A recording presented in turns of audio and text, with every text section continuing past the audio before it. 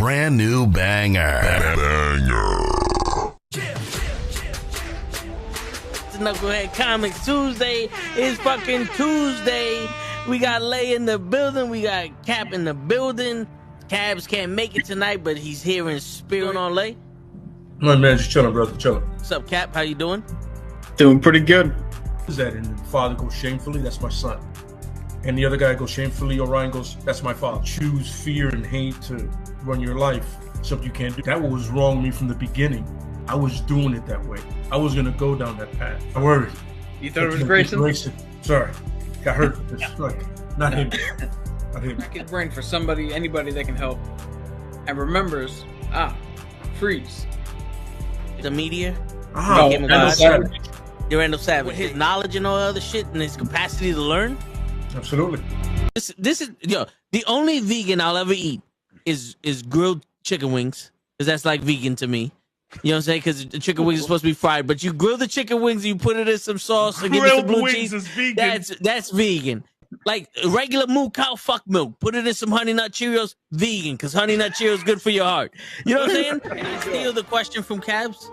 I got it right. I would also like to steal. I would also like to steal.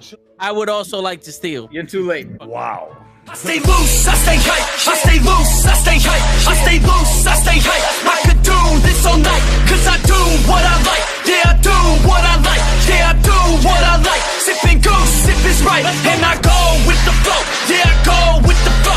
Yeah, I go with the flow. Cause I know I'm the show. In the zone, here I go. In the zone, here I go. In the zone, here I go. Yeah, they know I'm a pro.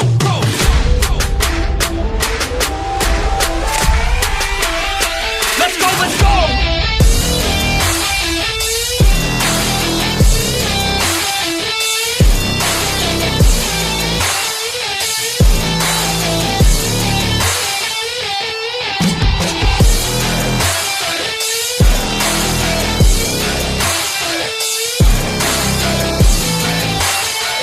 Yeah! Let's go! Here I go, I get lit, I get hyped for this shit! Right.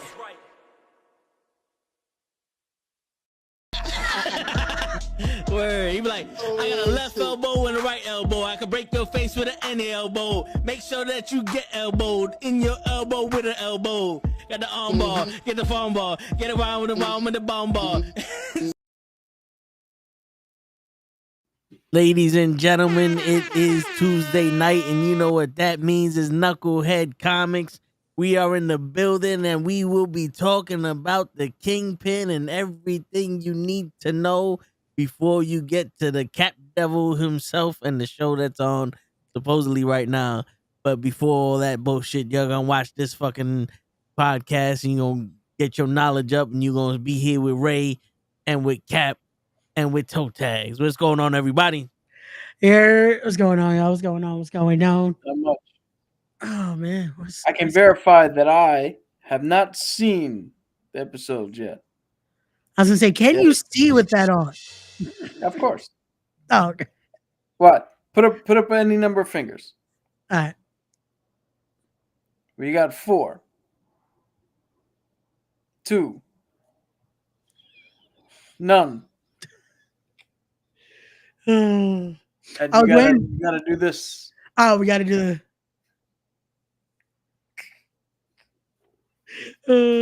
Well, Mrs. Riley and only Mrs. Riley. I was waiting. How many fingers I got up now? How many I had? It's like, only Mrs. Riley, please. That's the type of entertainment you can expect from the Knuckleheads every day. Yep. Oh man, we're here all week, folks. Literally. But what's going on, everyone? Hope y'all are having a good Tuesday evening here again. It is officially Daredevil time. The show has started. I hate that they always do that to us. It's like, y'all couldn't just release it on Mondays, like so that way we could perfectly watch it the night before. Like at 12:01 on Tuesday. Yeah, like just release it. Like, give us a nice afternoon release.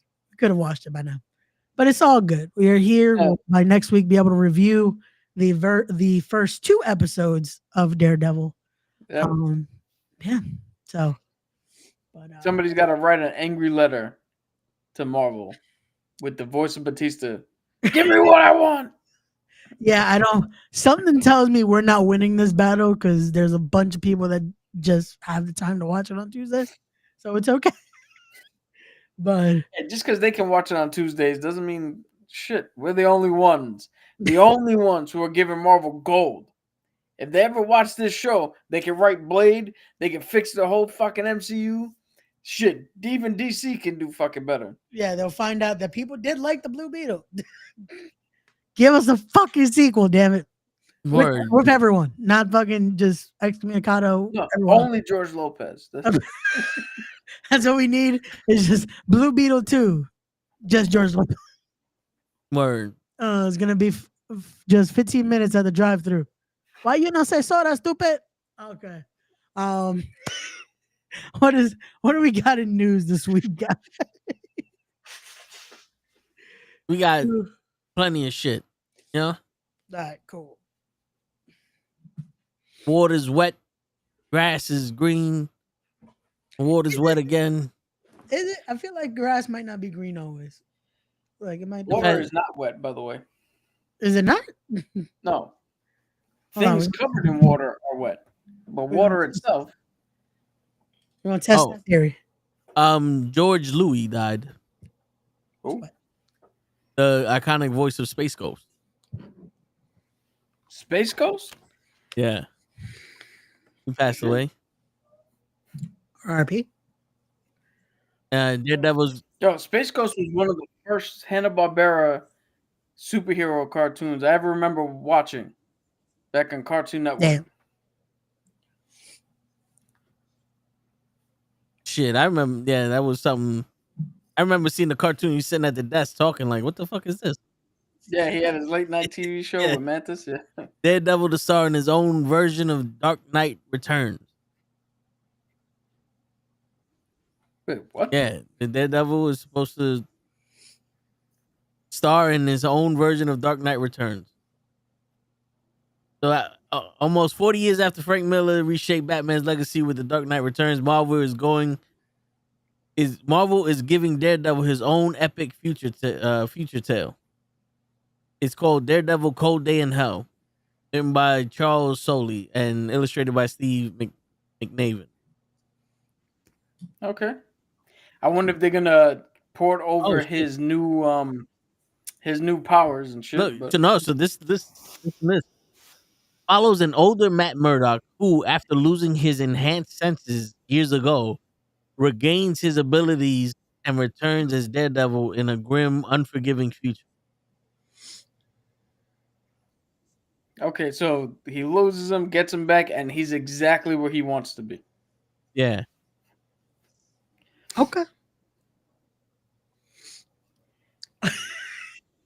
Chris, why are you watching Madam Web?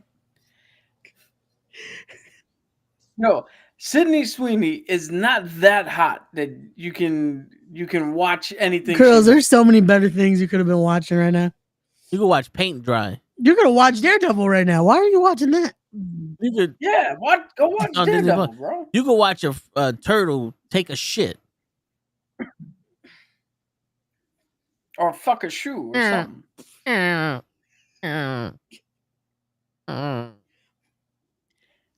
Yo, Cruz, you got raised Disney Plus password, man. Use Word. it. You ain't using it right now. Zoe Saldana, first Dominican to win an Oscar. Hey. Huh? Yeah, she won Best Supporting Actress for Amelia Perez. Hey, good shit.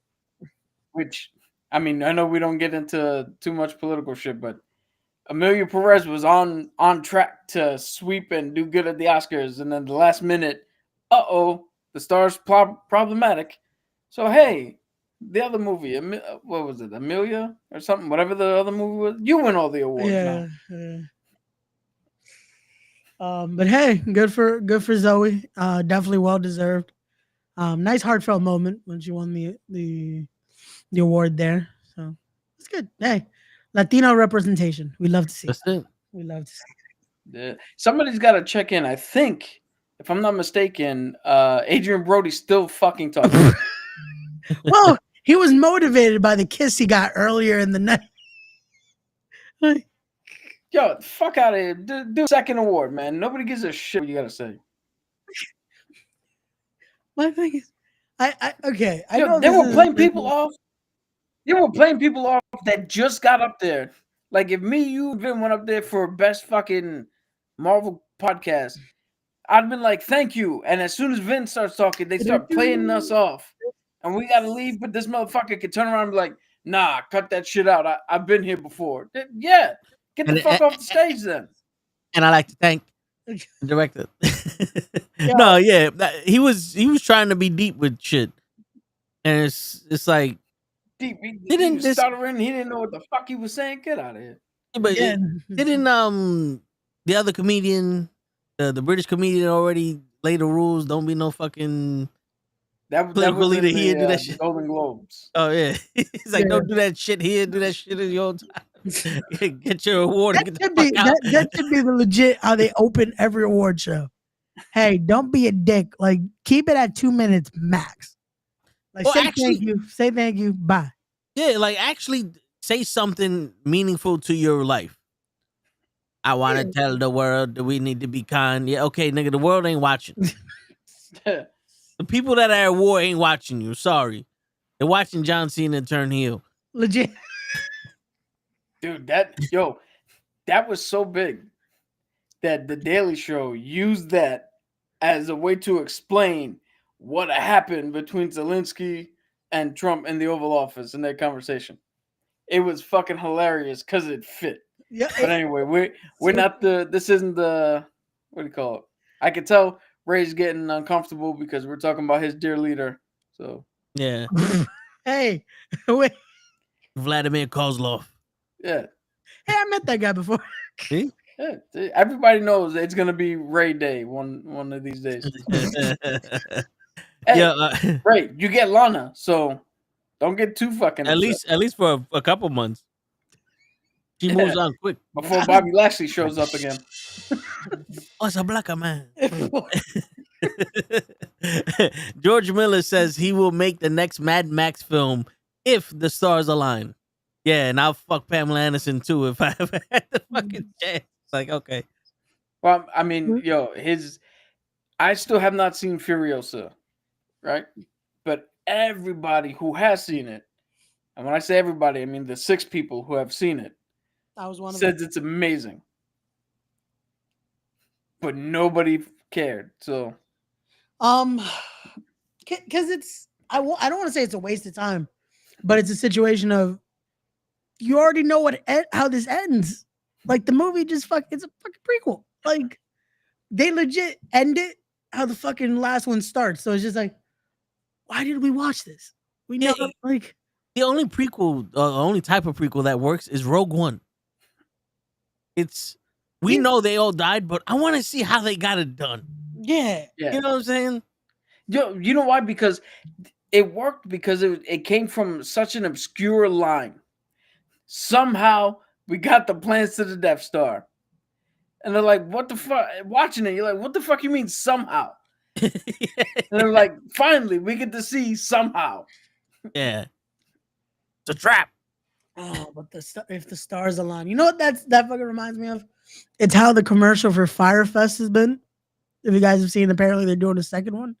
And the whole time is just like, possibly, maybe, this could have. It's like, okay, what's actually happening that half the commercial is just you guys saying this might happen? I think for legal reasons they have to. It's like, it could be happening. No, they even said the guy that's fucking running it, because of his legal issues, he can't even go. So it's like, okay, they're about to all just get scammed again, huh? Yeah, but this time, Gordon Ramsay's making the ham sandwiches. Ah, okay, got you. Yeah, that allegedly. That saves it. Word. That saves going everything. On, you know? Yeah. So, all right. Quick question. Yeah. 7. Why didn't Thanos invade Earth himself in 2012? That was the first Avengers movie. Oh, that's simple. You what do you call it? You've heard Magneto before. You move your pawns first. No, but the real answer is Loki made a deal with him that he would take the Shatari army in, lay waste to Earth, and he would get to control Earth. That was the deal that was made. So he was basically supposed to just basically do what they did to Asgard, and when Thanos finally showed up. Oh, okay, that makes sense. Yeah, but they did not expect their resolve and how quickly the team would gel together. Because Loki was like, "Oh, they don't even have a team. Everybody's despondent. I watched them. I can manipulate them all to fuck around and harm themselves." He miscalculated. Yeah. So Shit, that's a what if we need is what if they wouldn't have, like, what if the Avengers didn't become the Avengers? Like, if it was just, hey, I'm going to try to stop him, dead. What if I'm going to try to stop him, dead? Just that moment. one of the reasons that the person who put it up gave was because Odin was still alive. It had nothing to do with anything. That's the actual end canon reason. Is he made the deal with Loki for Loki to lead the charge and gain control of that territory. And to be honest with you, that it doesn't make sense that Odin was still alive because, first off, Thanos wasn't coming to Earth to get half of its fucking population. He was coming to Earth to get the Tesseract. Yeah, and the Soul Stone. He could have the Mind Stone. He could have got his wizard to get that shit. You want to do it? Go ahead. Get me the stone, and then I'll snap out. Because he had no beef with Earth. People were acting like this motherfucker was invading Earth because he wanted the fucking celestial being inside the fucking core of the shit. My man just wanted the what was that? The space stone? Yeah. Yep.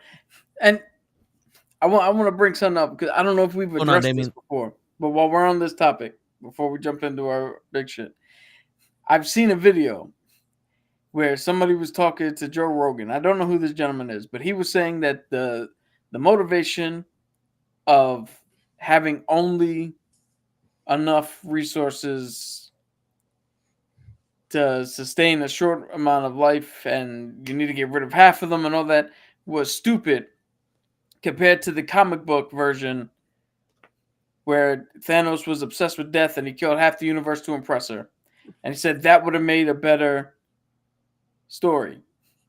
But I asked you guys, because you guys do the Toe in the Show with Ray and Gigi, right? Yeah. I'm assuming you guys do it. I don't watch. Sometimes we do it. Thanks for this. It depends on the exigent circumstances. Yeah. I'm gonna port this question to you guys, and Krill, if you're still watching us and Madam Web, you can chime in too. Would you like to watch a story in which the main bad guy is so obsessed with a bitch who doesn't want him that the only thing he can think of is to kill half the universe, and she still don't want his ass? Well, that's the reason why I didn't watch The Notebook. Like, how does that make a compelling movie when we're building up all these stories to lead to a certain point, and the only reason we got to fight him is because he's getting rejected? That's not a threat to us. How the fuck is that a... I was gonna say, was this not the plot to Scarface? To what? To Scarface.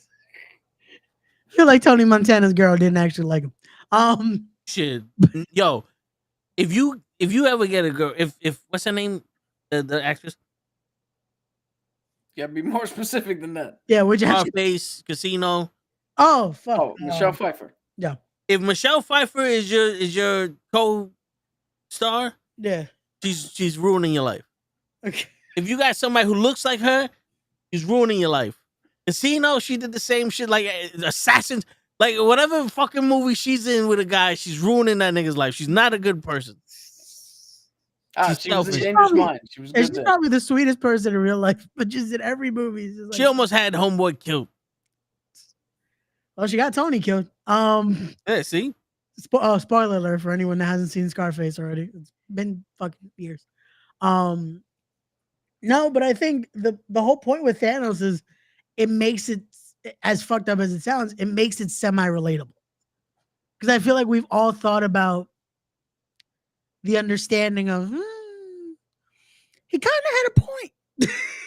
Yo, to that, I'm tired of people going, oh, but he could just double the resources and people would have been fine. You missed the point entirely. Yeah. The reason he cut everything in half is because people were gluttonous, or human life was gluttonous, Yep. and they didn't learn to stay within the fucking boundaries. Yep. That's why they overran shit. If you would have doubled it, they would have consumed even more. He would have had to double it again. It'd just be And never at a certain point, it becomes unmanageable. But if you cut the shit in half and you teach them, oh, we got to manage this shit properly, that shit has a lasting effect. It's the old adage. Give a man a fish, you feed him for a day. Teach a man a fish, you feed him for a lifetime. I don't think what he said his motivation was the truth. What do you think was the truth? Tell me, what's the truth? God damn it. Because I honestly think that whole balance shit, it was bullshit. It was just a way for him to make himself seem right. Right? You know what I'm saying? Like, you know how like a psychopath, oh, I did this because, you know, this, and this, and it makes sense to them. But I think his true thing was, it was because I can do it. Well, yeah. And course. 2, it's because they did that shit to his planet and everyone else needs to suffer. Well, that's the literal reason of it, yeah. But this gives it, again, it's that almost relatable quality that's like, fuck, it's fucked up because he just killed half of humanity. But I kind of understand where he's coming from. But I'm the just thing talking is, about you the can philosophical meaning behind it. but I'm saying like now we're anyone can explain away what they do. But I think the real shit is, fuck that. If my plan is gonna go do this shit, the whole universe is going through this shit, and I figured out a way to do it. He was just a guy trying to get his get back from a bunch of people that had no idea that they were getting get back. Yeah, and he just made it sound Yeah, like humane. Like he's like, because if that was the case, someone would have been like, you know, he's right. We still got to stop him, but you know he's right. Like at one point, there's how many people did we see where it's like, this dude is right, but we can't let him do this because we can't sacrifice all those people. You know what I'm saying? Yeah. But you know, yes, but I think from a storytelling perspective, I think where that kind of falls apart is, since the Avengers are the ones we see him go toe to toe with, we weren't on that level here on Earth. So the comprehension of him being right, but we still got to stop him, doesn't compute. Because Tony and especially Steve and Clint and all them and Banner, they're all going to turn around and be like, if we're heading in that direction, we know we could come up with a plan to avert it. So we don't need to enact his plan. That's why I think nobody, at least that we've seen on screen, came up with that conclusion of he's right, but we got to stop him. Yeah. Well, I don't think they morally can they agree to it. Like we're talking about it because we're seeing even the gray area. That's like, well, he's kind of right. But morally, are they even supposed to be like, you know what, he's kind of right? Yeah, no, they got to stop him, but they can definitely, what do you call it? Steve and Tony can definitely turn around and go, he has a point. We got to better manage our resources in order to take care of our population. Yeah. But we can't do it his way. Yeah. But they will see, okay, resource management does need to be better and implement their own way to improve. It's kind of like, shit, what the fuck is it? The creator or the Exalted One from Guardians of the Galaxy 3? The maker. No, Yeah. no, it's not the maker. I'm blanking on his fucking name because he looks different than what he normally does. Well, it's kind of like his shit where people were following him, going, "We can do this, we can do that, make the perfect world." And then when they realize it's an obsession, that it's like he doesn't really give a shit. It's just he is obsessed with making the perfect being, not the perfect world, and having people go there. He's willing to kill everybody. It's like this dude had something I can go behind and like, yo, I agree. We should try to make shit perfect. Yeah. But this motherfucker ain't trying to make shit perfect. No, it was the High Evolutionary. Was the name of the villain? Yeah, him. There was no, at least for me, I didn't feel like he had a redeeming quality. Like I said, with Thanos, it's like, okay, I kind of see it, especially sometimes when it's just like, okay, yeah, I think we could do it without half these motherfuckers. But with High Evolutionary, it was just like, no, you're not there. This isn't what you're. Yeah, there's nothing there. See, so it's like the High Evolutionary was trying to get rid of stupidity, and Thanos was trying to get rid of gluttony. But you know what the difference is? Here's the difference, and to go with Ray's point here, if you get rid of gluttony, you can make the argument, okay, we resource management, healthier people, better health outcomes, all that shit. If you get rid of stupidity, you get rid of the ability to entertain. You get rid of funny. You get rid of so much more where you're like, stupidity is not really that big of a deal. We can deal with stupidity and we need a little bit of it because it brings levity and it has usefulness. Yeah. So you going that hard to get rid of stupidity makes no sense when there's usefulness in it.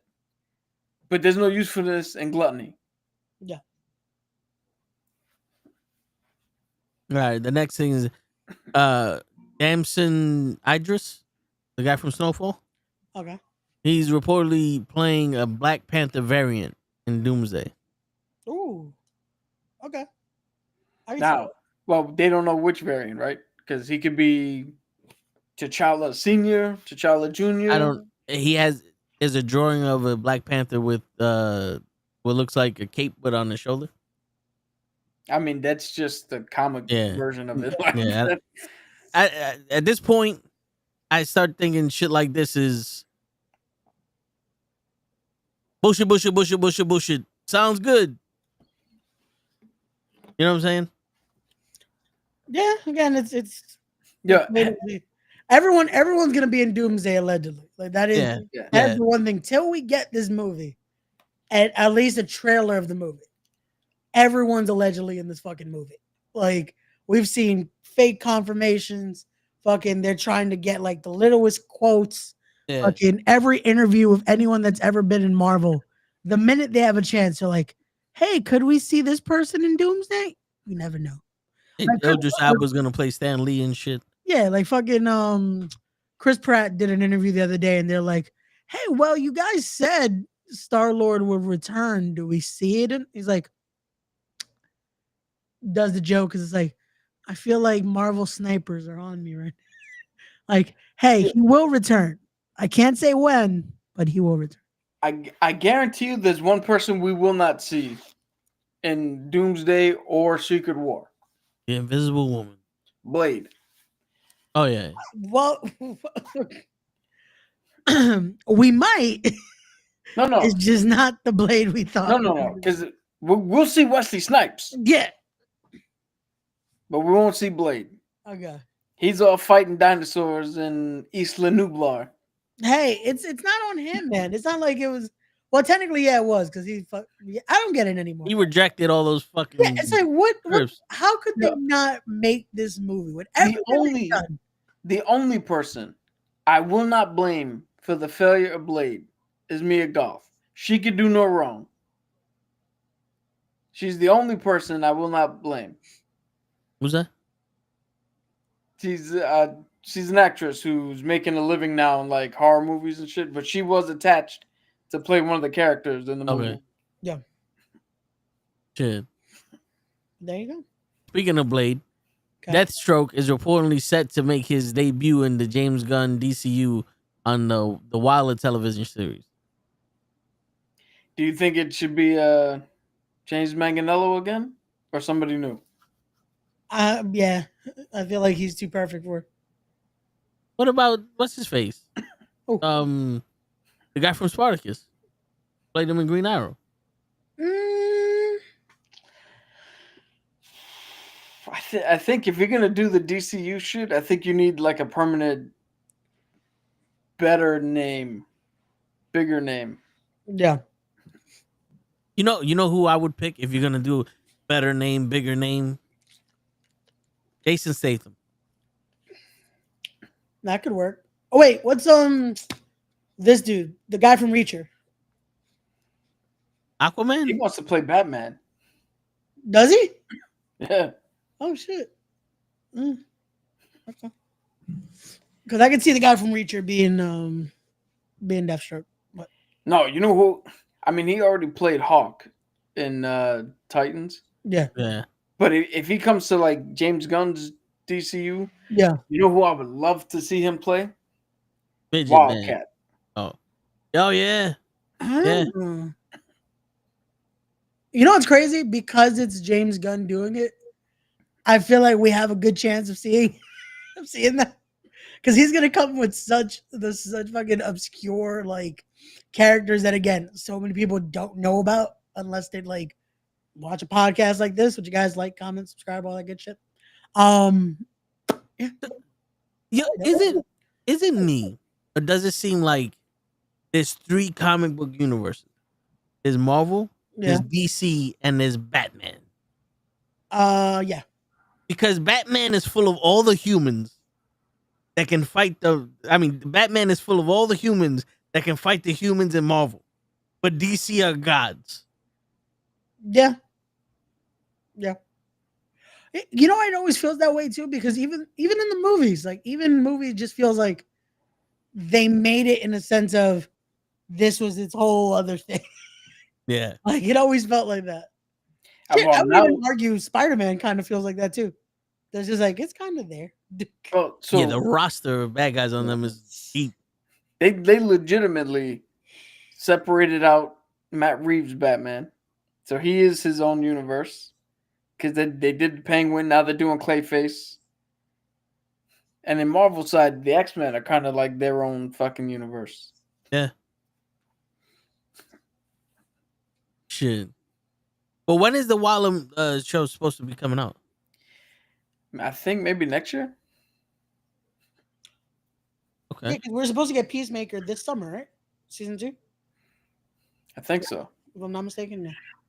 I didn't watch the Howling Commandos or what was it? The zombie Preacher effect? Commandos. Yeah, we watched what? 2 We episodes, watched 3 like episodes? 2 to 3 episodes and then Yeah, stopped. that was it. I didn't even know it came out. Okay. Yeah. Yeah, it's been out for a couple months now. Mm. It's spoiler alert. Once Homeboy started fucking this chick, I was like, you know what? This That might thing- not be the thing I that thing want to said- watch. Yeah, I'm like, this don't seem like a comic book shit that I want to watch. Okay. I didn't mean to laugh, but it's just funny because it's like when they started fucking, that's when Toad Yeah. knew this ain't the show for me. Yeah, because that would be the enticing factor. Nope. They started- if this was a regular cartoon like fucking Invincible or some shit, no problem. Yeah. But this is supposed to be a part of the DCEU. It's like, nah, Yo, I'm good. what's fucked up is they got the character Rick Flag Sr. And they literally, because this is connected, Waller walks up to him and is like, yeah, sorry that your son died by the hands of Peacemaker in the fucking movie. Like, all right, so sorry your son died. That's all we get. That's Move all he- on. it's- damn. Yeah. That's how cold this. Yeah. It's got to be. But there you go. I feel like this works because we're still also talking pop culture. To talk about video game news, have you guys seen any of the drops for 2K25? Drops in terms of just what has come out with the embargo because of Creator Fest. Yes, I've been watching all week. It is I'm excited. Like Dude, I'm excited. I'm excited. Tomorrow they're doing the drop for the My Rise shit, Okay. which I'm excited. I saw the teaser to that. I'm excited because they have implemented backgrounds. So in the My Rise, you can either be because of the story they're telling, you can either be from Raw, SmackDown, a rival company, Okay. or an MMA fighter. Okay. Right? And then from further that, you get to pick your personality. You can either be cunning and intelligent, brash and bold, or comedic. Okay. Right? Which I think is cool because it not only adds replayability, but you're fleshing out in real time your character and not just in your head canon. Yeah. Right? But in the island. Because the island is separate from the rest of the game. So the people you make in the island are not the people you use for My Rise and other shit. Yeah, it's a whole different thing, yeah. But in the island, your background could be a mogul where you just have businesses galore. Now you're like, well, fuck that. I'm going to conquer WWE. You can be an athlete. You can be a YouTube influencer. Yeah, I saw that. I saw the influencer one today. I was like, you could be an indie wrestler. Yep. A blue collar man. Or my favorite, a legacy pick. Which means if you've been playing these games for years and you've had your character since Raw versus SmackDown 1 and you want to try something different, well, now you have an ability to be like, all right, this is the lineage from that character. Here's my new one. He's related. He's this, whatever the path is to get here. And the entire reason for the island itself is Roman Reigns contacts you directly because there's an open spot on WWE. He wants to see if you're good enough for a contract. But more importantly, are you good enough to join his bloodline? Yeah, I'm not going to be good enough because I don't fall in line like that. No, but just seeing the release of all that, it's been cool. And just seeing the different match types, seeing how everything's mechanically working. At least through what I've seen from the Creator Fest, not much glitches I can see so far, so that's a good sign for at least for the base game. And then the DLC teases. I don't know if you saw that, Cap. I'm just like, yeah. So we said this. Yes. I think we said this off air where tomorrow they're actually gonna do the announcement for the season pass and the DLC. Okay, so tomorrow because I'm not gonna lie. Some of them, like okay, like you literally see Bull Nakano in the reflection. Yeah, some of them. I'm like, okay, got that. Then they showed one that's just a Mexican fucking plaza with a sombrero, and I'm like, I don't know what the fuck. People were like, that could be Tito Santana. It's like, okay, if you want to go super racist and just that's what I was like. Okay, some of these. Like, it's hard to think what this actually is because I'm like, okay, like one of them, people legit zoomed in to check the details. I didn't notice on one of the streets, the signs had the Motor City Machine Guns symbol. And I was like, holy, I watched those videos a couple times. I never caught that shit. I was like, that's cool. Okay, so we got Motor City, we got that. Apparently, one of the streets was supposed to be for New Orleans. So to say Ricky Saints is already in the game. I'm like, I doubt that, but who knows? Apparently that again. So they did say that they had shocking and first time ever picks. So I thought it's gonna be because we're finally gonna get like a TNA incorporation. That was gonna be the shocker this year. Hey, who knows? Yeah. I honestly, the one DLC pack I'm not looking forward to. Yeah. Is the influencer pack, which they're dubbing it because they had the time model, which means it could be ISO Speed and KSI McGee or whoever the fuck, and Logan Paul's brother's logo showed up somewhere. Yeah, so we're getting Bitch Paul and Ru Paul and all the Pauls. Yeah. I don't get out of bed for anything less than the Brooklyn Brawler and Gilbert. No, Toe is making a campaign to get the Brooklyn Brawler in this game. Yeah, why not? The Brooklyn Brawler, if you grew up watching 80s and 90s wrestling, No. the Brooklyn Brawler is a staple. That motherfucker has put over more superstars than Vince McMahon has ever made. Yeah. Apparently, Triple H is always high on the Brooklyn Brawler for some reason.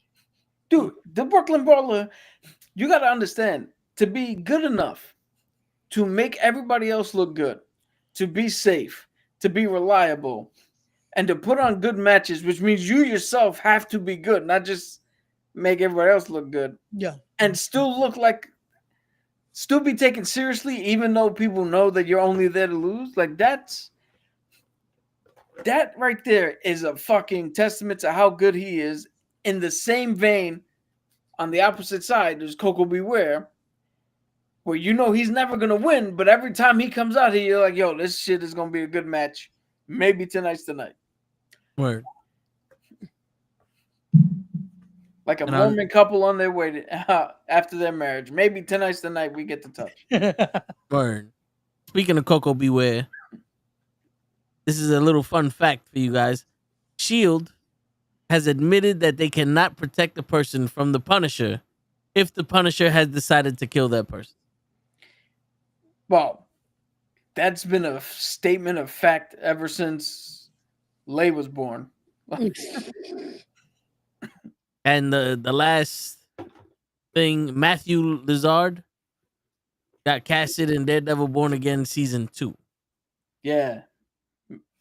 That I can't wait for that. He's an underrated actor. I like that dude a lot. He was in Scream.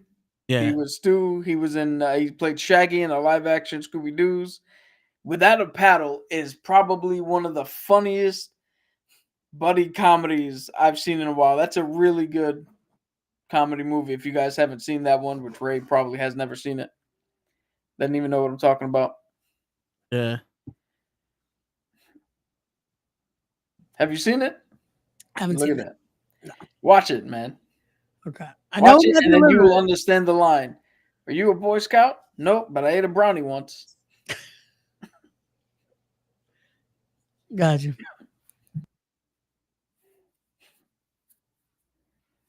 Fucking Ray.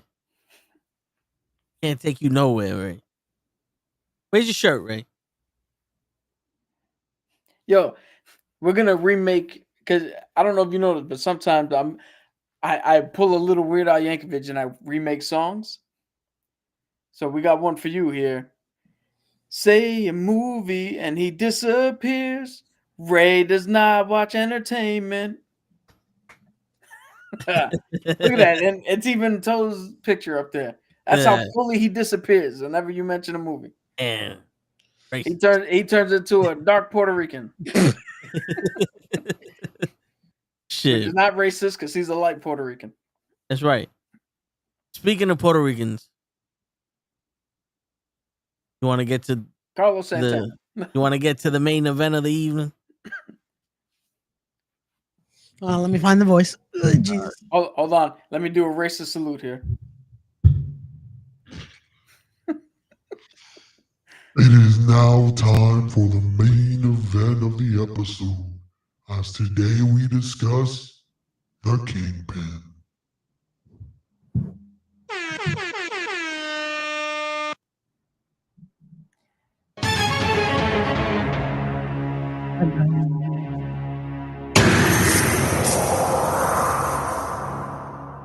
To this day.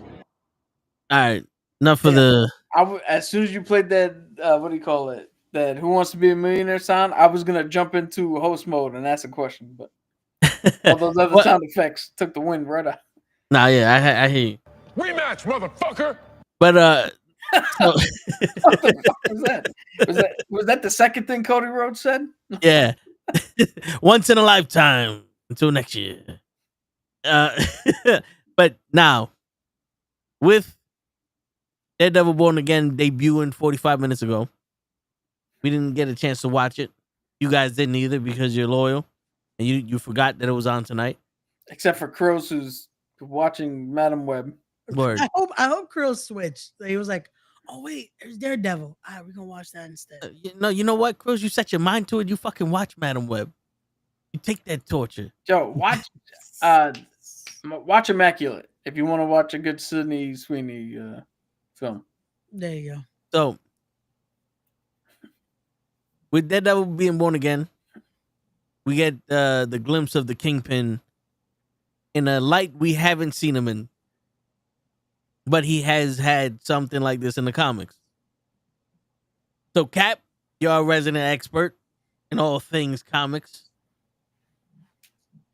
What are some things that we need to look out for or that we should know before getting into the investment of Daredevil Born Again? Okay. So, there was a run of comics called Secret Empire in which Cap turns to Hydra. Right? A little background on that. Cap didn't turn to Hydra. Red Skull manipulated the cosmic cube, which became a sentient being, and she kind of rewrote history. But in the wake of that, in that storyline, the Kingpin becomes the mayor of New York. And in doing so, he becomes mayor of New York. That leads into Devil's Reign comic book, which is now a Daredevil comic book that branches off. Kingpin is the mayor. He has outlawed superheroes, saying that vigilantes cause more harm than good. So he has outlawed them and set up his own personal Thunderbolt squad, which has the Rhino, has other like B-list here villains, but it also has John Walker, U.S. agent. Which, if you've seen us at Comic-Con and the pictures of our cosplay, that's why John Walker and Kingpin made sense. Anyway. Yeah. Anyway, the whole crux of that story is Daredevil leading an underground team of vigilantes to unearth the real truth on what the hell's going on with Wilson Fisk and get him out of the mayorship and, battle the Thunderbolts and go back to the status quo, which John Walker was a secret agent the whole time who was infiltrating the thing. But themes of that, I believe, are going to be implemented in this show, with the fact that we know for a fact Daredevil has stepped down. Something happened, and Daredevil hasn't been around rolling the streets for a while. We know the fact that White Tiger's around, who he had to probably step up in the absence of Daredevil. And we know Muse is around. And we know Muse has a problem with Kingpin. We've discussed Muse before. He's a psychopath who he has definite some powers. I think it's like psychiatric powers or some shit. But his main thing is he kills a victim and then uses their blood to paint murals. So I believe that taking the inspiration from Dark Reign and Secret Empire, Wilson Fisk is going to have a war on vigilantes. And that's going to lead into some sort of problem in which Matt Murdock now has to come back in order to stop Muse and undercover and unearth why Fisk wants to take this direction. So that's what I have. You guys can now discuss now. Okay. That sounds interesting because if we do get some kind of vigilante team under Fisk, that could possibly lead into what's going on, Courtney. That could possibly lead into maybe introducing Luke Cage, Iron Fist, Jessica Jones, all those other characters. Well, we know one person that could be put on his team, which I believe was in his version as well. Bullseye. Oh yeah. So again, we have the thing of no vigilantes, but I got Bullseye doing whatever the fuck I'm telling him to do. Yeah. Muse is a problem, but now who's gonna stop Muse? Maybe the story with them talking in the thing is ultimately gonna be revealed that Wilson Fisk is like, yo, Matt, I know you're Daredevil. I've outlawed vigilantes. Bullseye's fucking doing stupid shit. Muse is running around. I need you to come back. But I need you to come back and work in conjunction with me. And Matt's like, nah, dog. I'm good. You made your bed, you sleep in it. Exactly. But we know that that Catholic guilt is gonna eat at him, and Yeah. I mean, that would be something different to see Daredevil and the Kingpin almost teamed up. yeah, It's still a little hard to believe that that could be the angle, though. What was it? well, not really. Think about it. He's the mayor of New York, Yeah, right? And Muse is a real fucking threat. definitely. Definitely. So, in order to what do you call it? In order to kill two birds with one stone, it would behoove Matt to align himself with Kingpin to try to learn something of what the fuck's his actual agenda is. Because let's be real, him just being mayor can't be the only thing going on. Oh, hell no. No. And him being allowed to go after Muse unencumbered, you know, without Bullseye chasing him, because maybe Fist takes him off, you know, whatever the fuck happens. We know that Punisher's in this. Yeah. We don't know where he stands in all this. That could be another fucking twist if Wilson Fisk was like, hey, I know you think I'm one of the bad guys, but I'm the mayor now, and I have people that I need you to take out. Yo, that would be something though. If you had like Bullseye, like in the third season or the second season of Daredevil, where Third. he was Daredevil because Matt Murdock retired, and he was doing the shit with Fisk, and he's going after these people, but Daredevil crossed the line. Bullseye crossed the line and started killing innocent people. You know what I'm saying? And that could be the thing, is the only person that could stop him is you. Yo, that would be fucking dope because I haven't seen reviews. They've only had initial thoughts, and the only thing that I really looked at was a lot of people said if you came in here looking for Daredevil season 4, you got it. Okay. It's Marvel. It's definitely Marvel's version of season 4, but it's no doubt a continuation of what they were doing on Netflix, which is good. Yeah. Now we just got to see real tone, the action, how they explain 7 different masks, and to go with this Kingpin shit. The director, and the only thing that scares me, right? The director has said that he has done something in this show that is definitely going to upset fans. And even the guy who plays Daredevil, Charlie Cox, has said he doesn't know if that was the right thing to do. But unlike every other idiot who writes a fucking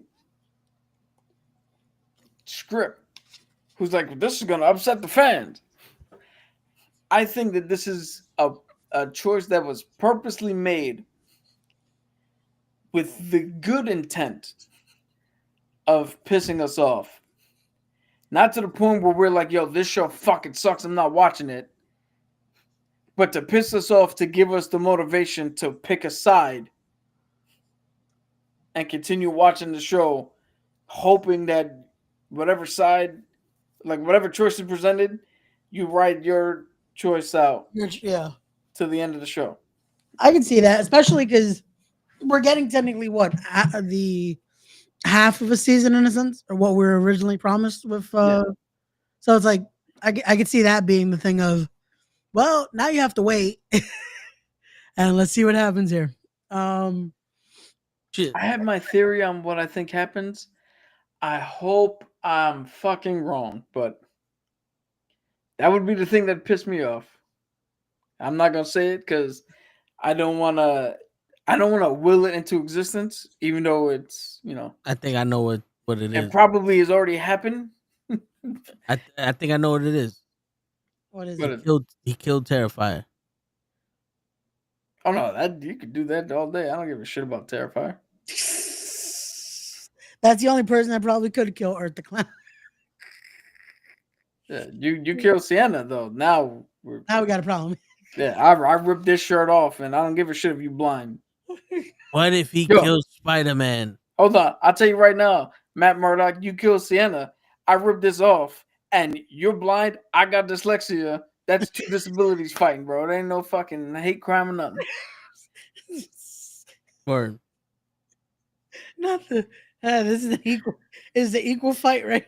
Same. Yeah, that motherfucker's a ninja. It's same, bro.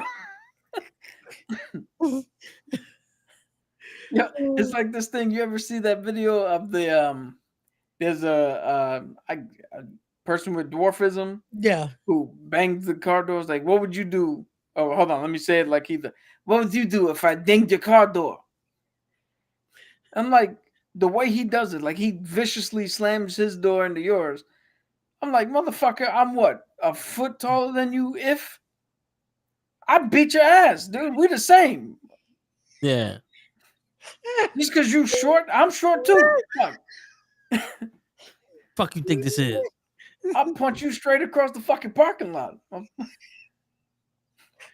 Just boing. Oh shit. Motherfucker came out the car and kicked the Hot Wheels shit down the street. So that's what I'll do. Yo, the original video I saw was hilarious because I believe it was an army vet or a military vet who was missing his legs, got out the car with his tall legs on, saw him and went, hold on, went back in the car, put his shortest legs on, and then got out the car so they were the same height. It's like, and what? Yo, Damien wants to know, do you think that we'll get Spider-Man in the show since Daredevil was in the last Spider-Man movie? I want to say no, simply because there's still that weird fucking thing with Sony and Marvel. Yeah. But if that wasn't the case, I would say definitely that Spider-Man would have been in the show. I'm not going to rule out a small possibility of something happening in season 2, in the second season. Yeah. Because I think once they establish the way this series goes with tone and, run times and season, how it all breaks out, there might be room for it if they haven't already thought about it. But contractually, I don't think so. Unless they Mandalorian it and some dude shows up in a Spider-Man costume and Tom Holland just voices him for like 30 seconds. I can see that, but also I could just see not seeing Spider-Man, but seeing maybe the swing of the web or something like that. Just a little. Oh, he's the around. name. Yeah. They gotta mention him. Like just one of those, Like kind of like what they web did. menace. Yeah, like what they did in Hawkeye. That I was like, didn't we just see? So a little bit of that of just like, oh, he's around, but we're not gonna say he's there. Type deal. At least for this first batch of episodes. How crazy would it be if that conversation that you see in the trailer, Daredevil or Matt Murdock turns around and goes, "Why do you need me? You already got a fucking web. You already got a superhero swinging around New York." Yo, Vin, would you turn off the show if you have Kingpin sitting there and the actual part of the actual conversation is, So, Matt, do you think he swings webs out of his ass? I think I would have to turn that. You just get a fucking pan over to Deadpool. Told you. I can't really see that happen. Vanessa said she once saw him swing by her apartment. Yo, but I mean, how crazy would that be? Like, you see that? Like, that conversation, he says that, and Kingpin goes, Matt, you both know that it's a child. You need a man. Like, you know, like we could tell that that's a little fucking kid and playing dress up. Yeah. Even though because everybody's memory of him is wiped. So it's like they get that fresh perspective of him with, you know, just his regular shit. It's like, that's a child. That's a teenager. Yo, how funny is it that he showed up and everybody's like, yo, Spider-Man, Spider-Man. Hey, do a flip. Cool, Spider-Man. They wiped the memory and everybody instantly is like, that's a fucking kid. Yeah. What did you do, Ray? What did you do, Ray? My apologies. We're just replying to someone. Oh shit. Yeah. But I'm gonna throw this one out there just to continue with Damien's questions. Do we see She-Hulk show up on the show? I was gonna ask that. Maybe that's the thing that pisses everybody off. Yeah, imagine. So, no, we don't see her at all. Okay. No. But if Marvel had balls, Yeah. There'd be a fight between him and Pepper Potts. no, Oh, She-Hulk would show up in another courtroom scene to do an actual courtroom fucking drama. Because I'm expecting these people who wrote this show to actually know how to write the lawyer part of Matt Murdock as well. I think we have a better chance with this one than we did She-Hulk. I think we shouldn't be worried about legislation on this one. I think the legality and all that, they will have it handled if it's supposedly as good as how the Netflix one was. But yeah, that was one I thought about. And then there was one more I just had in my fucking head. Do we see them show up in this? While you're thinking of that, I'll throw out one here. Yeah. I want to see if we're going to see the elimination of vigilantes. I want to see what the White Tiger does to facilitate Kingpin going, look, we can't have them in here. And what he does after. Is he being hunted by the cops? Does he give himself up? Is he doing it in secret? Is he fighting back? Like, what's going on with him? Because if this is the case where Matt has disappeared, or well, not Matt, but if Daredevil has disappeared, Yeah. he is the one who steps up. So what has he been doing? Yeah. And as the first full Puerto Rican superhero that we're gonna get live action. Let's hope they don't fucking change that. Well, unfortunately, may he rest in peace, because unfortunately the guy has passed since filming this. Who? The guy that played the White Tiger. What? Yeah, I didn't know actor. this. Yeah, the actor died. I watched the video the other day that they were breaking down like some of the characters that we could see or are seeing. The actor passed before this came out. Oh shit! Yeah, the actor who played White Tiger, Kamar De La Rosa, died from cancer on December 24th, 2023. Yeah. Yo, what the? Oh wait, he was 56 years old. Yeah, he's older. Yeah. Remember, in the comics, this gets passed down from generation. So his father was the White Tiger. He has it, and then he gives the mantle and the amulet to his daughter. Yeah. When did they stop filming this? Remember, this was supposed to come out last year. Okay. Remember, the original date was 2024, but they were going to do all 18 episodes. Yeah. but then they had to go back and reshoot and all that other shit, and they Yeah, so they might have kept his around of the original filming, because I saw it the other day. I was like, come on, but then I forgot about the passing of the mantle. So we could still see the character continue on. It's just gonna have to, unfortunately, we're gonna have to fast forward the process of him passing on to his daughter. I don't give a shit. I'm still gonna find my LWO Puerto Rican shirt, and I'm gonna wear that as we're watching. There you go. Damn. Hey, it's good to see you again. At least we're getting this, because That's where he looked familiar. He was the coach in All American when they went to college. Yep. Is he Puerto Rican? The actor? Let me.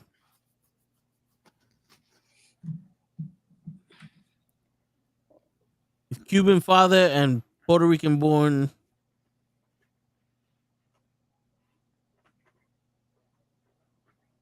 So he was born in Puerto Rico. All right, that's all that matters. All right. And his father's Cubano. But they don't say nothing about his mother. But, oh, if he was born in Puerto Rico, then he's Puerto Rican.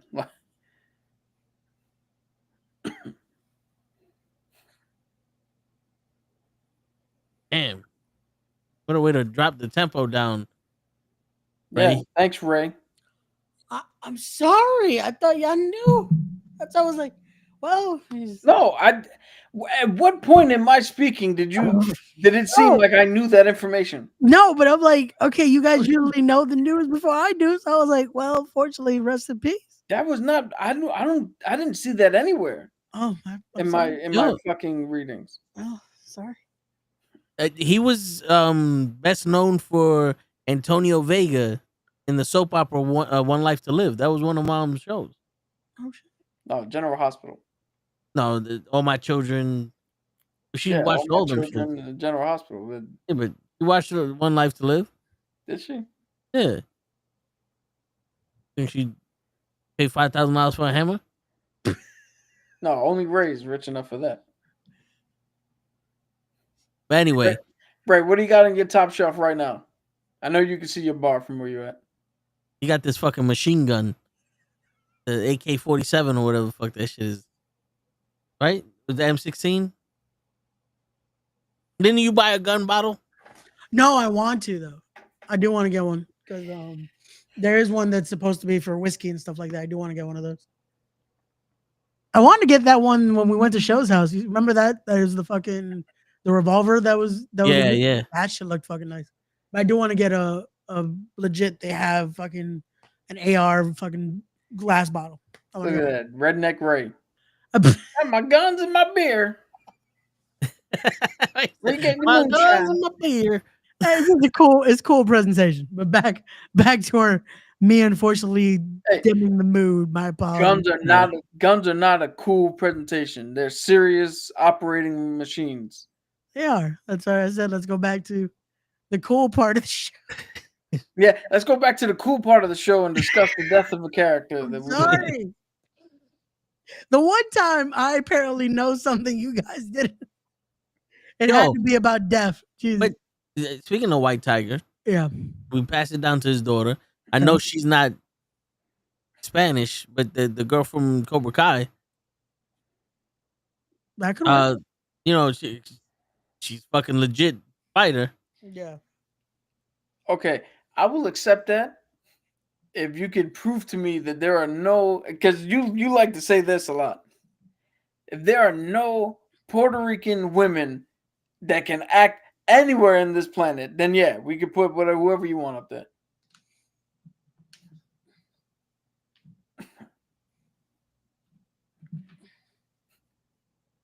This is where I'm like, let me look up some Puerto Rican actresses that would fit the role, though. Yeah. Normally, Ana Guzamo would be so offended that we didn't just think. No, Rosalina Sanchez. Rosalind Sanchez. Rosalina. Yeah, that's what they're gonna call her for copyright. Rosalina Sanchez is also the mom, but not. Yeah, I was gonna say that could be the mom because I was like, she came to my head, but I'm like, that could be for the mom. I love how I put fucking Denise Puerto Rican actresses and fucking Rosie Perez. I'm like, I don't think that's gonna fit. Denise Quinones.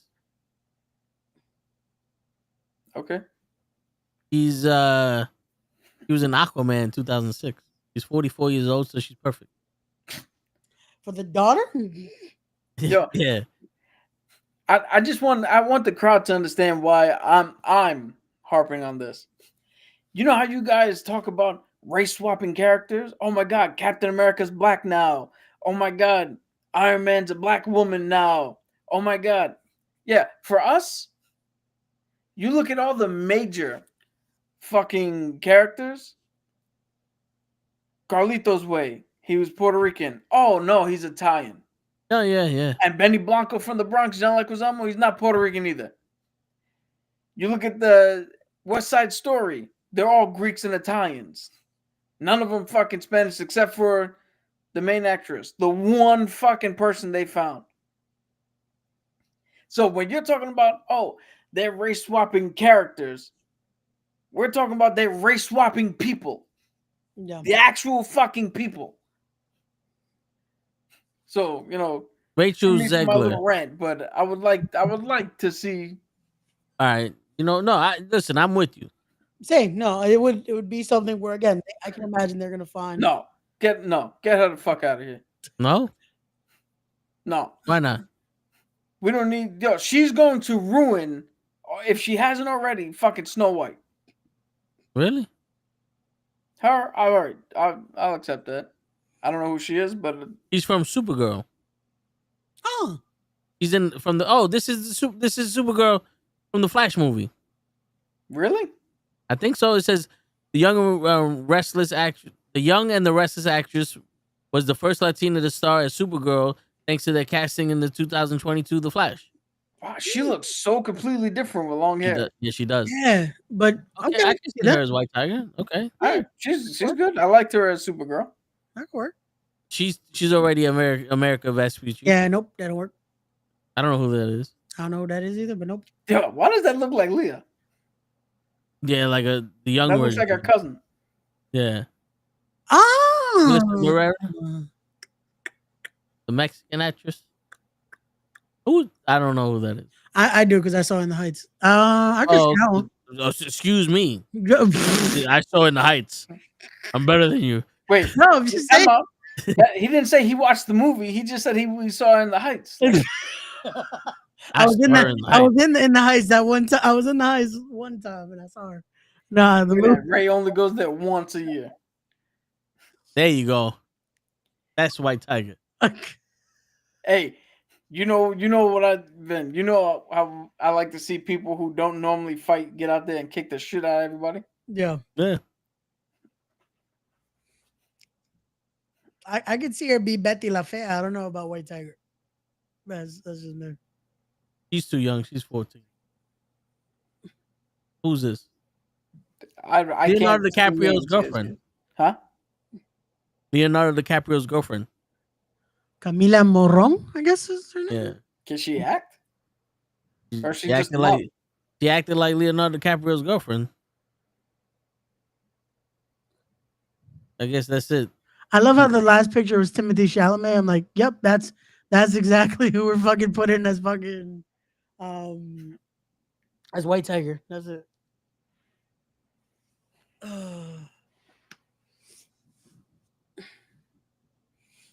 Well, I guess we'll get there until when we get there. Maybe they already have someone casted. Who knows? Again, we'll find out throughout the weeks as they go by with Daredevil. So let's bring this up to the conversation here. Okay. Since this is seemingly the more grounded, reality-based comic book show, Okay. do you think they give White Tiger the amulet? Or do they just keep him or them as just a street-level vigilante who's out there on their own, doing it with whatever skill they have? I would give him the amulet, but nerf the powers a little bit. I mean, they're not that fucking strong, but yeah. But you know what I'm saying? Like make the powers that he gets from it more realistic. Yeah. Almost like I want to say how they did Echo, that it's not like just you have a little bit of the what it's supposed to be, but not full range of what the power is in a sense. Just a little semblance of it, just so there's something to pass down. So it makes a little more sense for continuity purposes. For the viewers at home, Cap, give us a rundown of White Tiger's powers, if you know them off the top of your head. Shit. You're gonna have to look up for more specifics. I know the amulet, I believe, gives the standard strength, speed, reflexes, maybe a little bit of durability. But there's something else with that amulet that I can never quite fucking remember. All right. So It's hand to hand combat expert. It's got to be the standard boost in power, speed, reflexes, stamina, all that shit. yeah, so you get enhanced strength, speed, stamina, coordination, agility, durability, endurance, and mastery of martial arts. Under extreme conditions, she can project the amulet's energies as concussive force. When she's separate from the amulet, she can sense their proximity. Prolonged separation includes painful symptoms similar to drug withdrawal. There you go. See, I knew the standard shit, but I knew there was And something healing. with the amulet. And the amulets have provided prior users with enhanced healing capabilities, the ability to camouflage against various surfaces, and the power and the ability to transform into a Jade costume Tiger. form of a and back again. All right, yeah. Yeah, so they literally transform into like a jade green tiger. Okay. So you can do the what do you call it? See right there. All right, take out the transforming into a tiger thing, right? Yeah. Yeah, But- let's maybe keep that one out. But you keep the enhanced strength, speed, reflexes. Because think about it. Enhanced strength just means you're stronger than the other person around you. So that's the difference between Ray benches 240, I bench 250, you bench 400. Yeah. That's enhanced strength. Yeah. Where you're not that much stronger than us, but you are definitely stronger. Yeah. And you can keep the concussive blast because that's in extreme circumstances. Bam. He or she uses that. And you have the added touch of if they're separated for too long, you get that withdrawal effect. So, what would you think about if the family is cursed with the disease, where everyone gets a disease from the in that and the amulet is the only thing keeping them alive? Like when his daughter reaches a certain age, that shit's gonna kill it, and he has to pass it on. And it's one of those like, if I give this to you, I gotta go, and you take off the mantle of whatever. And so that way, when they take the amulet away, it's kind of like withdrawals, but it's also like, yo, that's the only thing keeping her alive. So it's not like a drug abuse. So I have two minds of that. One, I think that's a darkly sympathetic storytelling device, which could be good to pull on the heartstrings. Yeah, that already made me think, oh, this is Right? gets dark. But that's fucking dark. Yeah. And the other part of me is thinking, I think it actually benefits the story better, especially around Matt Murdock, if it was more like the drug. Because Matt can use his Catholic belief and his shit into be like, I'm not doing this because I'm addicted to it. I'm doing this because blah, blah, blah. And try to get them to stop. But they could throw it back in his face and be like, no, you're more addicted to this shit than I am. Yeah. It's just you don't get fucking withdrawals. And that dynamic, I think, is better for the overall drama of a television show versus getting us to feel for a character.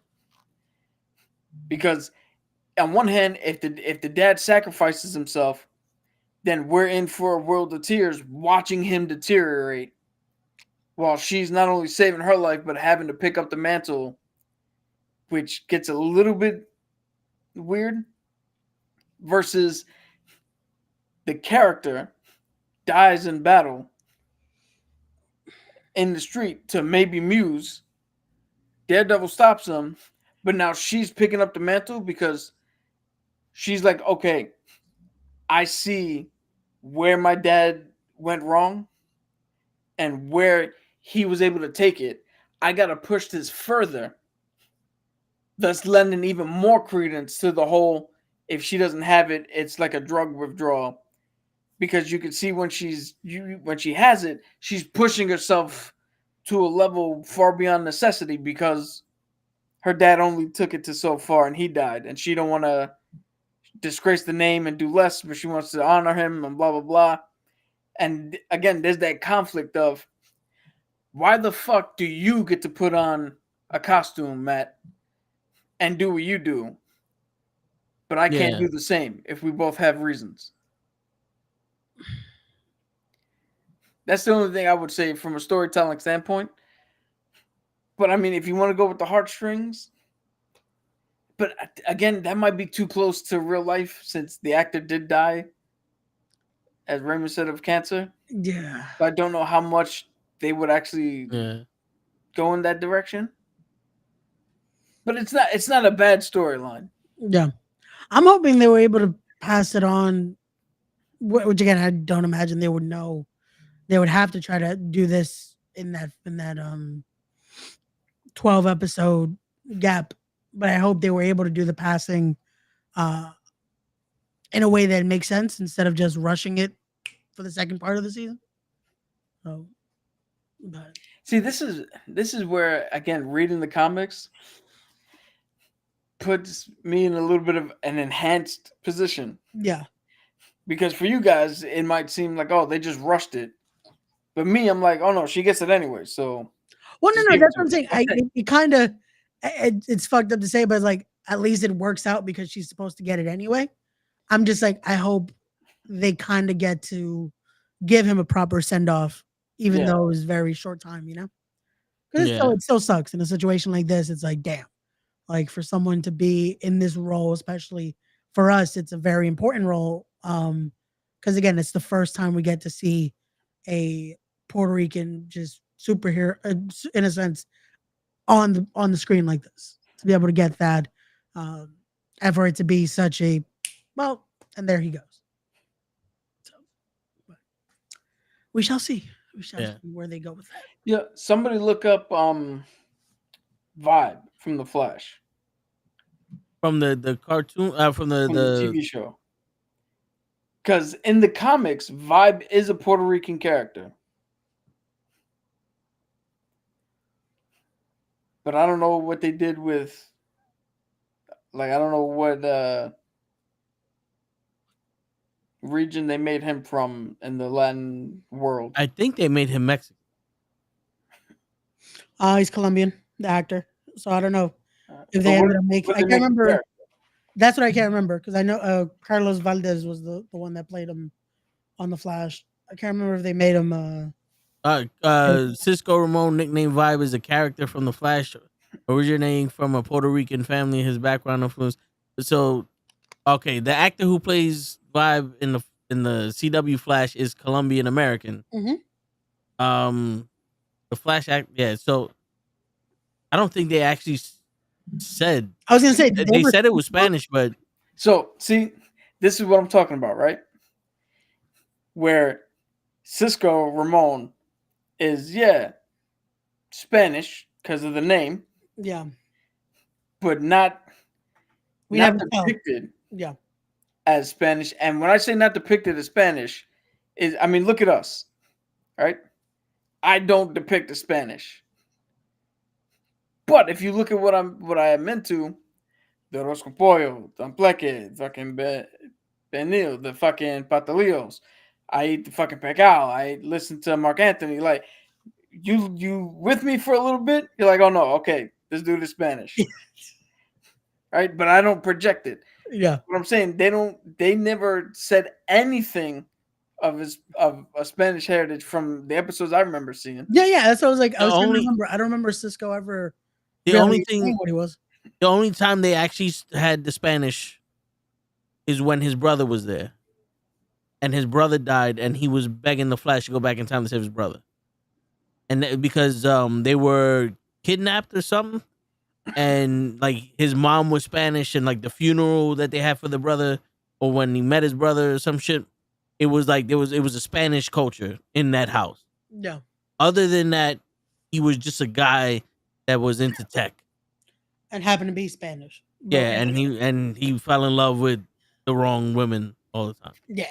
And if that don't scream out Spanish, then I don't know what. That's every sorry. That what's that dude's name? Pablo Francisco. Yeah. That's his joke. Is like every Spanish song is sorry, I broke your heart. Right before playing the tortilla boy. Yo, my favorite song of his is the country one. You ever heard that one, Ray? It's a short part of the skit where he's like, first step, Yep. ask her out and treat her like a lady. Second step, tell her she's the one you're dreaming of. Third step, spend all your money and don't get no pussy. And talk about step by step.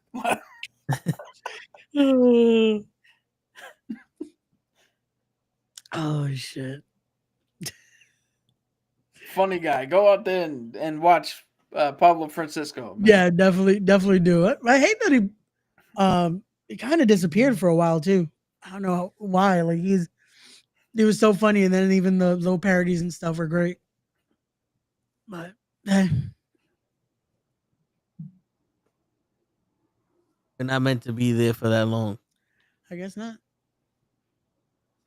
My bad. My phone was blowing up because apparently it looks like, unfortunately, I know this is not the wrestling one, but in wrestling news, Cora Jade might have fucked up her knee again.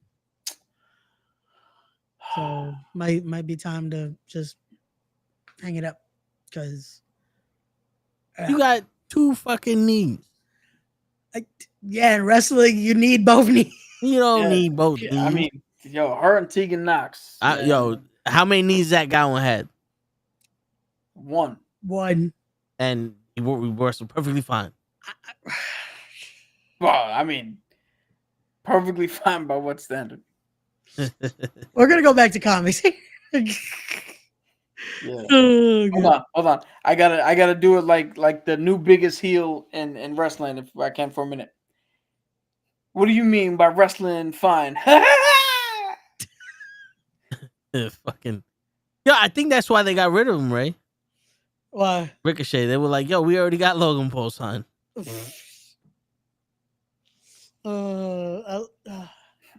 Ricochet just really wanted to be Jadakiss, man. That's all I'm gonna say. Too bad he didn't know who Jadakiss was. Apparently not. But so I brought her up though when talking about the powers. Could we see Echo make an appearance in this at all? It's possible. Okay. See, now, Possible. Maybe in like a flashback. I would say the best time the best chance we ever seen her is this first episode. Okay. Where they might do a flashback to how Fisk became mayor. Yeah, because And they I might figured mention that it, how it ends with like him getting almost the idea of maybe I should run for mayor. And I just figured we would get some sort of little bit of cross between the two. But okay, that could work. Yo, simply because I do not know the other 8 people running for New York City mayor. Yeah. Let's pose this actual real life question here. Okay. If in our reality, because you know our mayor, the fucking idiot we got, Yeah. when we get a new one, would you vote for Wilson Fisk or Anthony Cuomo? Fisk. I trust Fisk. It's, at least we know what he stands for. But I think we have better chances. Again, at this point, I would vote for Thanos.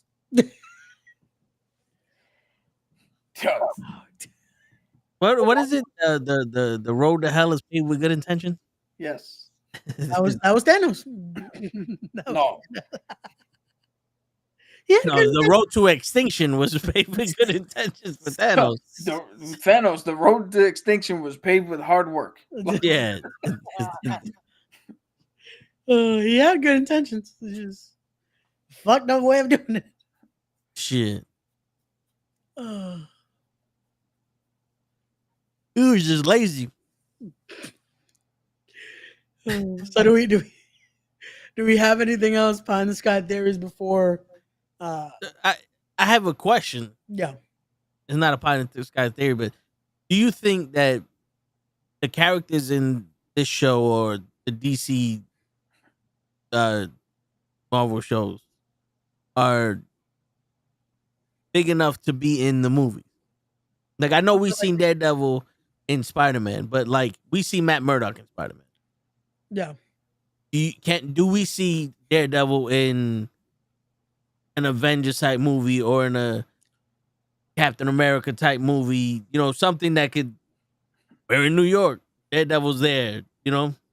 In a way that it's not just a little cameo. You mean like actually like Yeah. a standing role. Yeah, like an Ant-Man shit. Yeah. I could definitely see Daredevil in a role like that. I could see Punisher in a role like that. But again, I feel like there's few and far between of characters that we could see in roles like that, where it's like it doesn't just feel like they're probably not going to be here for long. Like Daredevil, I could definitely see as a reoccurring. Like, nope, he's here. We could fucking possibly see a movie out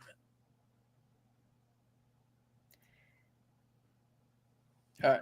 My answer would be Secret War. Definite, you're gonna see him on the screen with other Avengers fighting in Battle World, doing what he's got to do. Outside of that, he's too niche. Unless the story revolves around some sort of legal battle and they need him for legal purposes, and he gets to help out a little bit too. Right? That's specifically just for Avengers and other MCU projects. Spider-Man, since that's kind of a weird hybrid of Sony and Marvel, I think Spider-Man 4 or 5 or 6, because I know they're doing like another trilogy, I believe, depending on, as always, card subject to change, right? But that seems to be the most logical place to see him in the actual movie. But again, if you watch the Spider-Man films, they have a different feel than the rest of the MCU. Yeah. Now, what about like Moon Knight?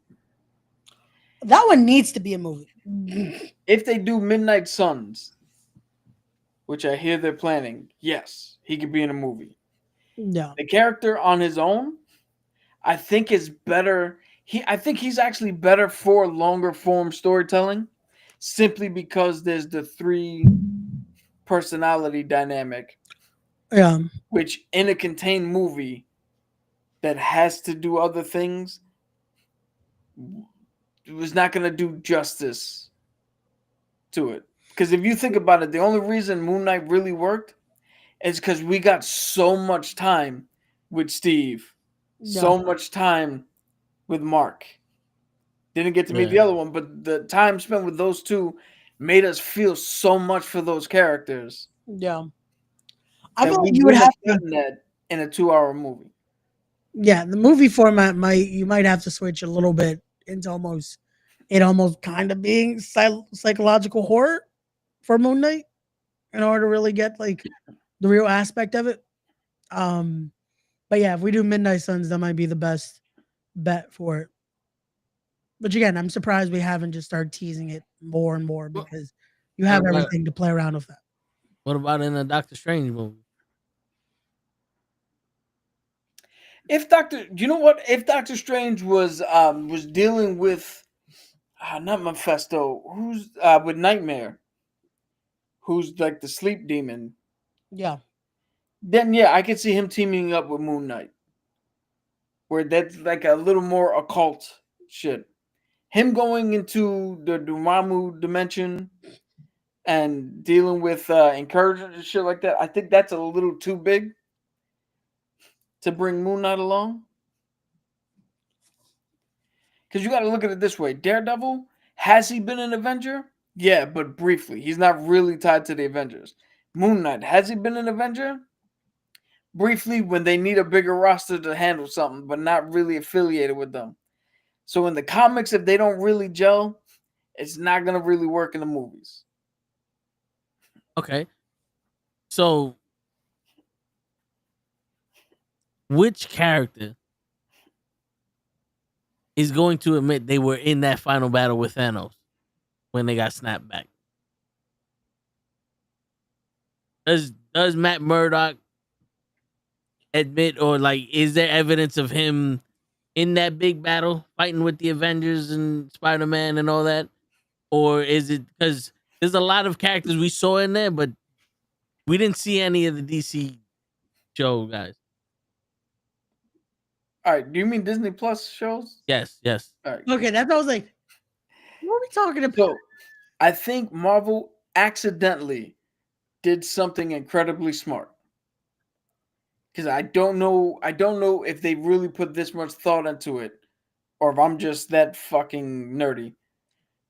But remember, Doctor Strange looks at Wang and goes, or Wan, and goes, "Did you bring everyone?" And he turns around and goes, "You wanted more?"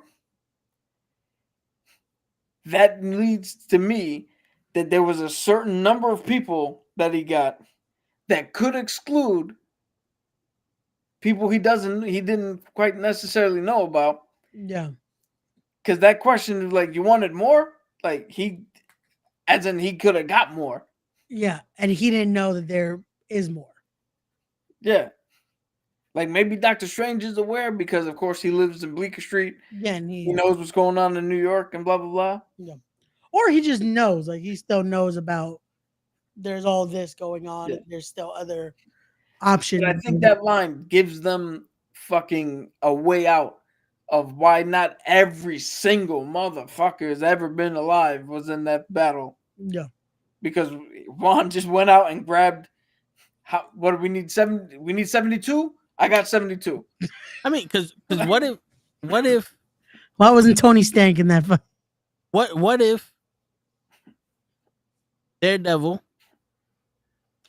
was in that shit and he felt like that's what he needed to redeem himself, to bring everybody, to defeat that, and that's what made him retire?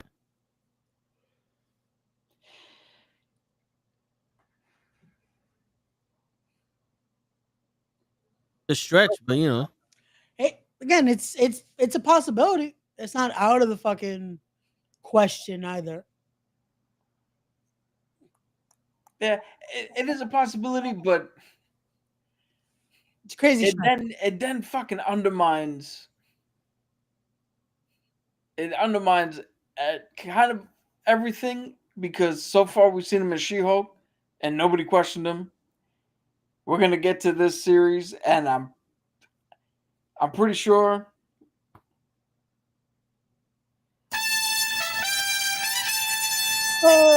he's muted. He's still muted, but Ray, why you got me on mute? there you go. Yo, Fuck my why do fiddle. you show up every time in the middle of me fucking surmising some shit? Every time I'm waxing poetic about something, you fucking show up in the middle of it. Not before I start speaking, not after I stop speaking, right in the fucking middle. When I get to a point where I'm like, all right, here's where I'm going to drive home the fucking crux of what I'm saying. You fucking jump in. That's how you know you're the most interesting, bro. As soon as I hear you, I just gotta jump in. Good to see you, show. You as well. I try to make it up. I'm sorry. It's good to know. It's like fuck the rest of y'all. It's just when Cap was saying Word. something very poetic. That's when show wants to come in. Most interesting. I want to see. Oh fuck. I done forgot what the fuck I was saying now. I was How say it would something. undermine. Oh, it'll kind of undermine shit when if we get through this first half of the season, nobody asks him about it, we get to he's in the perfect show to ask him about it. And She-Hulk, nobody asked him about it. I mean, that's kind of a big fucking thing that happened. Yeah. But also, Daredevil is the type that, I got to protect my city because no one else will. Yeah, especially if people start snapping out. I'm telling you. We've already went over this, that it'll be something if Froggy and Karen got snapped out. And in those 5 years, he went over the edge, and them coming back is what led to him going, I crossed the line. And I see that now. And that's why he stopped. That makes more sense to me, but No, it makes sense. who am I? I'm just the guy that show interrupts every time I'm saying something. Word.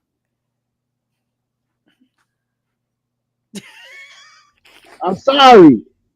Y'all UPS drivers can't deliver the fucking packages on time, but maybe I gotta start standing in front of my house and just saying a monologue, and then I'll get shit. There you go. Shows will show up with your package every fucking time. Delivery. Holy shit. Sure, what do you got to add about this? Yeah. Any thoughts before the premiere of Daredevil, which is already happening, but before we get to watch it? Honestly, no thoughts on the premiere of Daredevil. I need to catch up. Hold on. I want to make sure my mic is good because I know y'all don't like this mic. There you go. But anyways, Yeah, he sounds way better with it. Whoa, you had this option the entire time, and you went with the other option. I gotta talk through my headphones. I'm driving now. I could talk through the regular mic. But I don't have nothing on Daredevil. Daredevil's a character I love. They usually don't get it wrong, so I can't wait to see the movie. But I do need to catch up on some of the. I'm actually catching up on everything now as we speak. Yeah, he's actually rewatching the MCU. But as of today, they have the first 2 episodes of Daredevil Born Again, the Yep. new TV series on Disney Plus. Yep. Bye. Yeah. So use Ray's password and. Yeah. So speaking of Disney Ray, Plus, sorry, you can laugh all you want. This motherfucker, he's the only person that uses my fucking Amazon. So anytime I see something ordered by Toe, I'm like, we got one. Everything else is going to Jersey. Oh, fuck. Listen, technically, I don't use your password. I use your brother. That don't count. There you go. So, Mr. Loki, Daredevil. I think Daredevil Born Again is just a play on the fact that Marvel has him, and it's Marvel's version of the character. But there are certain things of certain aspects in the comics, like Muse is from the comics, and a particular storyline that they're going to use. We just discussed earlier how Kingpin was the mayor of New York for the secret. I'm blanking on shit here now. Secret Empire and Devil's Reign, and they're probably going to use some shit from Devil's Reign in this show. So definitely aspects of different comic book runs, but not specifically from the Born Again run, because they did that in season 2, I believe. with the nun and No, matter of fact, that was season 3 because that was with Bullseye. yeah. When Bullseye was acting as Daredevil, they did parts of the Born Again comic on Netflix. So, the last thing I wanted to ask was how much of these shows, because we got Ironheart, Eyes of Wakanda, Marvel Zombies, and Wonder Man next. How much of these shows are gonna be more just the show? Like they're gonna be exclusively to their own storylines. They're not gonna mention the MCU. I know a lot of the other shows didn't mention the MCU, but like Daredevil is a big character. Yeah, I feel like out of the rest, this and Ironheart might be the only two that might have somewhat a connection. Well, we know Trevor Slattery is in Wonder Man, Ah, okay. so we Yeah, know but- we know right there. There's a connection to Iron No. Man and Shang-Chi. Yeah. Yeah. Wonder Man is Yeah. Huh? Wonder Man is Shang. No, well, I'm saying to the two movies that Trevor Yeah. has been in. Okay. There you go. But I mean, like, are they gonna expand the MCU's stories? Like, Oh. is Oh. Ironheart gonna turn around and go, well, if I can get some of that animanium, maybe I could do something with it. No, I think they're gonna be self-contained stories, especially the Wonder Man shit. What looks like he's not gonna be. I know his first name is Simon. I forget the last name of the character, but Simon is like a tech business guy who's a rival and friend of Tony Stark who gets fucked up and gets cosmic powers. This seems more like a legit. I believe he's acting. He's an actor trying to play the role of Wonder Man in a movie. So I don't know how the fuck that pans out. Although it could be like Agatha all along, where 99% of it had nothing to do with the rest of the MCU, but that 1% tied into Wanda and Doctor Strange, and then going forward with the with Wiccan and Tommy and the Young Avengers. They could do that. Maybe for Ironheart, but I don't see that for Wonder Man. I just think it's pretty much self-contained shit until maybe if the reception's good enough, maybe they bring him in. Okay. Question. Hold on. I gotta switch to my regular. There you go. Have you guys seen the remake of Thundercats, where they took the characters but changed the storyline? Are you talking about the 2011 cartoon? Yeah. Yes, that's one of the best fucking remakes in cartoons. The only see, this is how stupid that company was. They discontinued that cartoon because they weren't selling toys, right? But here's why they're stupid. They weren't selling toys because kids weren't watching it. We were. It became extremely popular because people like me who grew up on the original one in the 80s We're rewatching. rewatched this one, and this one was just as good. But it's all about selling toys. If we don't sell toys, what the fuck is the point of making a cartoon? Because capitalism's the best and only fucking system in the world. The point I was gonna make with that is, would you guys disagree if they did the same thing with the MCU and started rewriting some of the stories? There's only one story they need to. If they were gonna rewrite shit, there's only one story they need to rewrite. And we beat that horse. We beat that horse so much that we beat life back into the horse. So much She-Hulk. Fantastic Four. Apparently, you didn't listen to what the fuck. That's not even MCU. Fantastic Four. Fantastic Fantastic Four. Four. Fantastic Four. Fantastic Four. They four. They fantastic. Fantastic Four. Fantastic Four. Holy shit. Oh, And on that note, yep. Fantastic Four. question. Whoa! Before you end the show, we got a new segment called Fantastic Questions Four. from the guy that doesn't watch fucking comics. So basically, every time you show up, So Ray, you got Question questions? from the guy that doesn't watch cartoons. From the guy that doesn't watch comics. One question. yeah. Natasha's father, That son of a bitch. He got the super serum in him.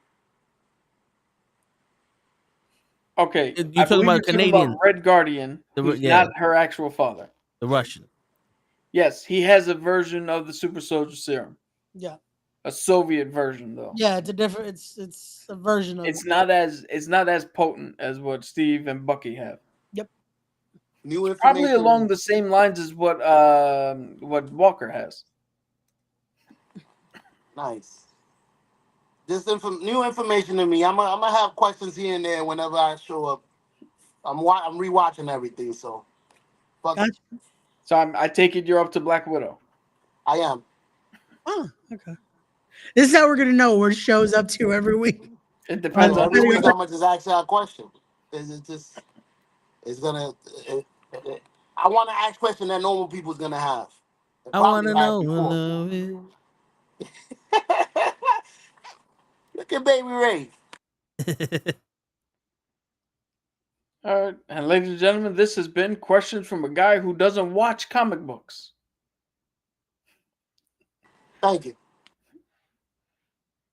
You're welcome. And now you on can that take it note- away. My fault. I mean, you don't Ray's have no either more asleep or questions. taking a shit right now. Yeah, you don't have no more questions. Show. I probably would have a lot more. I'm just not ready.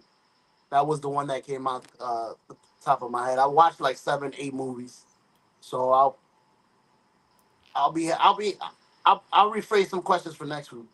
Gotcha. Iron Man 2, I already told you is terrible. Iron Man 3, even more terrible. There's no questions in those two. See, I think Iron Man 3 gets a bad rap because of the whole Trevor Slattery thing. But, and I know everybody's like, I want to see Iron Man. I want to see Iron Man. But the whole purpose of that movie was Steve told them he's just the guy in the suit. He's not the guy who makes the sacrifice play. So we got the movie that shows us when we get to Endgame, I am Iron Man, and snap, we get that progression of, oh, he's not just the guy in the suit. He's willing to do other shit and to stand up when necessary.